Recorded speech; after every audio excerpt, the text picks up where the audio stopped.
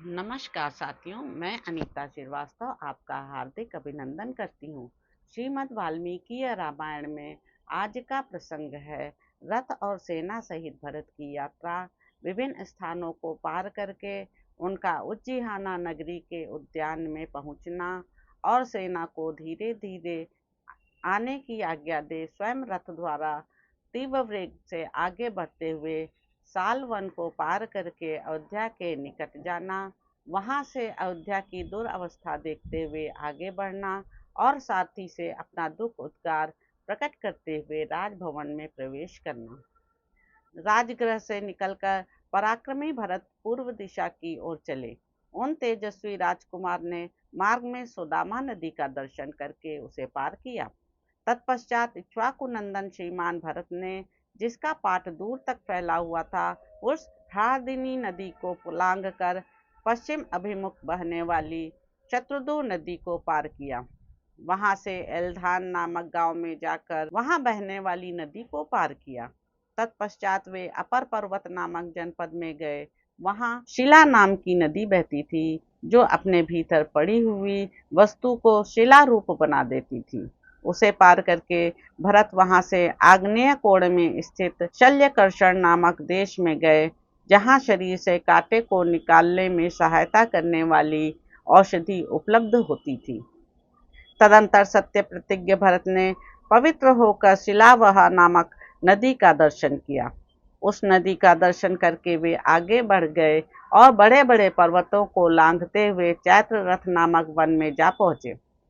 तत्पश्चात पश्चिम वाहिनी सरस्वती तथा गंगा की धारा विशेष के संगम से होते हुए उन्होंने वीर मत्स्य देश के उत्तरवर्ती देशों में पदार्पण किया और वहां से आगे बढ़कर वे भारुण्ड वन के भीतर गए।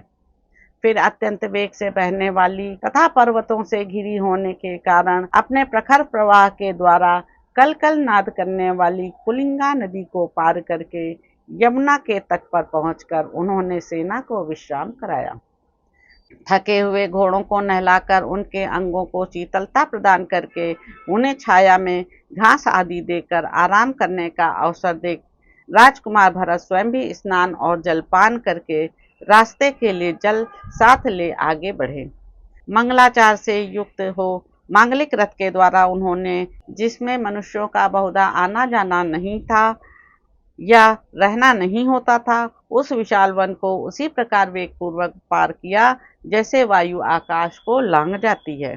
तत्पश्चात अंशुधान नामक ग्राम के पास महानदी भागीरथी गंगा को दुस्तर जानकर रघुनंदन भरत तुरंत ही प्रागवट नाम से विख्यात नगर में आ गए।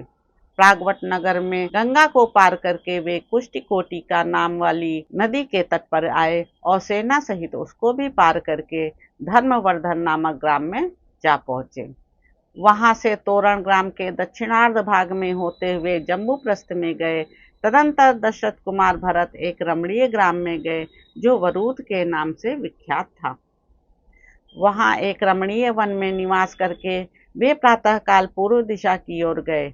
जाते जाते उज्जीहाना नगरी के उद्यान में पहुंच गए, जहां कदम्ब नाम वाले वृक्षों की बहुतायत थी।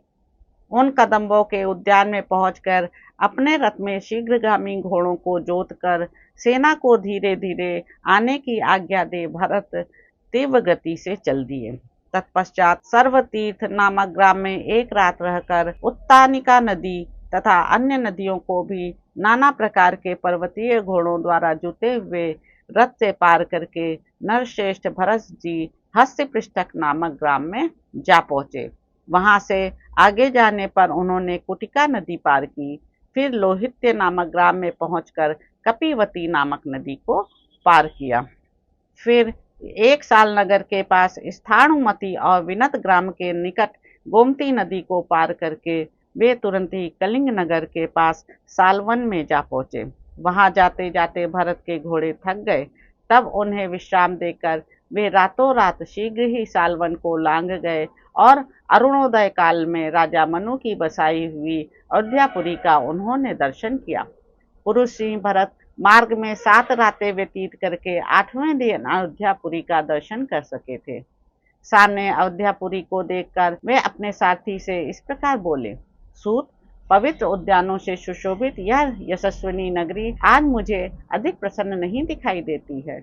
यह वही नगरी है जहाँ निरंतर यज्ञ याज्ञ करने वाले गुणवान और वेदों के पारंगत विद्वान ब्राह्मण निवास करते हैं, जहाँ बहुत से धनियों की भी बस्ती है तथा राज ऋषियों में श्रेष्ठ महाराज दशरथ जिसका पालन करते हैं। वही अयोध्या इस समय दूर से सफेद मिट्टी के ढूंढ की भांति दिख रही है। पहले अयोध्या में चारों ओर नर नारियों का महान तुमुल नाद सुनाई पड़ता था, परंतु आज मैं उसे नहीं सुन रहा हूँ। सायंकाल के समय लोग उद्यानों में प्रवेश करके वहां क्रीड़ा करते और उस क्रीड़ा से निमित्त होकर सब ओर से अपने घरों की ओर दौड़ते थे। अतः उस समय इन उद्यानों की अपूर्व शोभा होती थी, परंतु आज ये मुझे कुछ और ही प्रकार के दिखाई देते हैं। वे ही उद्यान आज कामी जनों से परित्यक्त होकर रोते हुए से प्रतीत होते हैं। साथ ही यह पुरी मुझे जंगल सी जान पड़ती है। अब यहाँ पहले की भांति घोड़ों, हाथियों तथा दूसरी दूसरी सवारियों से आते जाते हुए श्रेष्ठ मनुष्य नहीं दिखाई दे रहे हैं। जो उद्यान पहले मदमत्त और आनंद मग्न भ्रमरों, कोकिलों और नर नारियों से भरे प्रतीत होते थे तथा लोगों के प्रेम मिलन के लिए अत्यंत गुणकारी थे, उन्हीं को आज मैं सर्वथा आनंद शून्य देख रहा हूँ। वहां मार्ग पर वृक्षों के जो पत्ते गिर रहे हैं, उनके द्वारा मानो वे वृक्ष करुण क्रंदन कर रहे हैं। राग युक्त मधुर कलरव करने वाले मत वाले मृगों और पक्षियों का तुमुल शब्द अभी तक सुनाई नहीं पड़ रहा है। चंदन और अगरू की सुगंध से मिश्रित तथा धूप की मनोहर गंध से व्याप्त निर्मल मनोरम समीर आज पहले की भांति क्यों नहीं प्रवाहित हो रहा है। वादन दंड द्वारा बजाई जाने वाली भेरी, मृदंग और वीणा का जो आघात जनित शब्द होता है, वह पहले अयोध्या में सदा ही होता रहता था। कभी उसकी गति अवरुद्ध नहीं होती थी, परंतु आज वह शब्द न जाने क्यों बंद हो गया है। मुझे अनेक प्रकार के अनिष्टकारी, क्रूर और अशुभ सूचक अपशकुन दिखाई दे रहे हैं, जिससे मेरा मन खिन्न हो रहा है।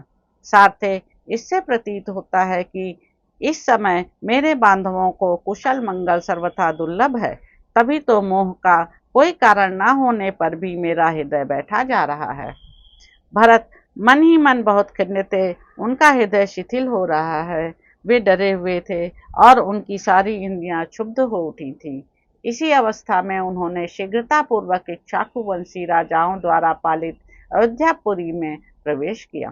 पुरी के द्वार पर सदा वैजयंती पताका के फहराने के कारण उस द्वार का नाम वैजयंत रखा गया था।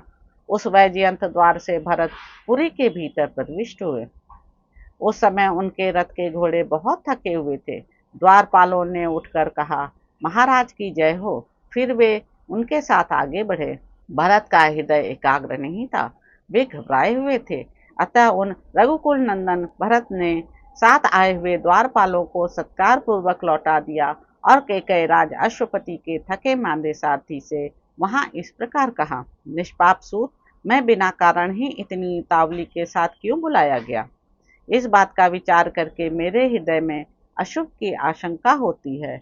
मेरा दीनता रहित स्वभाव भी अपनी स्थिति से भ्रष्ट सा हो गया है।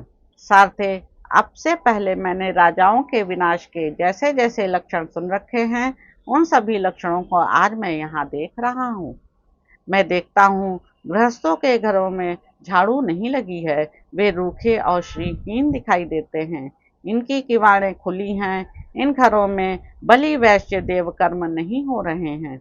ये धूप की सुगंध से वंचित हैं। इनमें रहने वाले कुटुंबी जनों को भोजन नहीं प्राप्त हुआ है तथा ये सारे गृह प्रभाहीन दिखाई देते हैं। जान पड़ता है इनमें लक्ष्मी का निवास नहीं है। देव मंदिर फूलों से सजे हुए नहीं दिखाई देते। इनके आंगन झाड़े बुहारे नहीं गए हैं। ये मनुष्यों से सोने हो रहे हैं, अतएव इनकी पहले जैसी शोभा नहीं हो रही है। देव प्रतिमाओं की पूजा बंद हो गई है। यज्ञशालाओं में यज्ञ नहीं हो रहे हैं। फूलों और मालाओं के बाजार में आज बिकने की कोई वस्तुएं नहीं शोभित हो रही हैं। यहाँ पहले के समान बनिए भी आज नहीं दिखाई देते हैं। चिंता से उनका हृदय उद्विग्न जान पड़ता है और अपना व्यापार नष्ट हो जाने के कारण वे संकुचित हो रहे हैं। देवालयों तथा चैत्य वृक्षों पर जिनका निवास है, वे पशु पक्षी दीन दिखाई दे रहे हैं। मैं देखता हूँ नगर के सभी स्त्री पुरुषों का मुख मलिन है, उनकी आंखों में आंसू भरे हैं और वे सब के सब दीन, चिंतित, दुर्बल तथा उत्कंठित हैं। साथी से ऐसा कहकर अयोध्या में होने वाले उन अनिष्ट सूचक चिन्हों को देखते हुए भरत मन ही मन दुखी हो राजमहल में गए। जो अयोध्यापुरी कभी देवराज इंद्र की नगरी के समान शोभा पाती थी, उसी के चौराहे, घर और सड़कें आज सूनी दिखाई देती थी तथा दरवाजों की किवाड़ें धूलि धूसर हो रही थीं। उसकी ऐसी दुर्दशा देख भरत पूर्णतः दुख में निमग्न हो गए। उस नगर में जो पहले कभी नहीं हुई थी, ऐसी अप्रिय बातों को देखकर महात्मा भरत ने अपना मस्तक नीचे को झुका लिया। उनका हर्ष छिन गया और उन्होंने दीन हृदय से पिता के भवन में प्रवेश किया। तो इस प्रकार साथियों, अयोध्या कांड में निहित 71वां सर्ग यहाँ पर समाप्त होता है। आप मेरे इस चैनल संवाद विद अनीता को लाइक करें, शेयर करें, सब्सक्राइब करें। धन्यवाद साथियों।